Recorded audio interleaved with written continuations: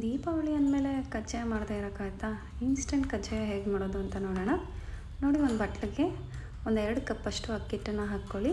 ಸ್ವಲ್ಪ ನೀರು ಹಾಕ್ಕೊಂಡು ಸ್ವಲ್ಪ ನೆನೆಸ್ಕೋಬೇಕು. ಉಂಡೆ ಕಟ್ಟಿದ್ರೆ ಕರೆಕ್ಟಾಗಿ ಹಿಟ್ಟು ಬರಬೇಕು. ಪಕ್ಕಕ್ಕೆ ಇಟ್ಕೊಂಡ್ಬಿಟ್ಟು ನಾವು ಪಾಕ ರೆಡಿ ಮಾಡ್ಕೊಳ್ಳೋಣ. ಒಂದು 3/4 ಕಪ್ಪಷ್ಟು ಬೆಲ್ಲ ಇದೆ, ಅದಕ್ಕೆ ಒಂದು 1/4 ಕಪ್ಪಷ್ಟು ನೀರನ್ನು ಹಾಕ್ಕೊಂಡು ಪಾಕ ಮಾಡ್ಕೊಳ್ಳೋಣ. ಇನ್ಸ್ಟಂಟಾಗಿ ಮಾಡ್ಕೊಬೋದು, ಸೇಮ್ ಅದೇ ರೀತಿ ಟೇಸ್ಟ್ ಇರುತ್ತೆ.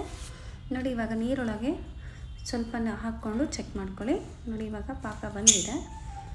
ಇವಾಗ ಹಿಟ್ಟನ್ನು ಹಾಕ್ಕೊಂಡು ಮಿಕ್ಸ್ ಮಾಡ್ಕೊಳ್ಳೋಣ. ಇದಕ್ಕೆ ಸ್ವಲ್ಪ ಒಂದು ಅರ್ಧ ಸ್ಪೂನಷ್ಟು ಬೇಕಿಂಗ್ ಸೋಡಾನ ಹಾಕ್ಕೋಬೇಕು. ಇದು ಹಾಕೋದ್ರಿಂದ ಚೆನ್ನಾಗಿ ಬರುತ್ತೆ. ಇವಾಗ ಇದನ್ನೆಲ್ಲ ಹಾಕ್ಕೊಂಡು ನಾವು 1 ಅವರ್ ಹಾಗೆ ಬಿಟ್ಬಿಡೋಣ.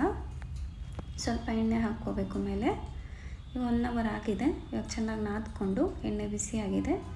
ಈಗ ನೋಡಿ, ತಟ್ಕೊಂಡ್ಬಿಟ್ಟು ಉಂಡೆ ಮಾಡಿಕೊಂಡು ಸ್ವಲ್ಪ ಎಳ್ಳನ್ನು ಹಾಕ್ಕೊಚ್ಕೊಳ್ಳಿ.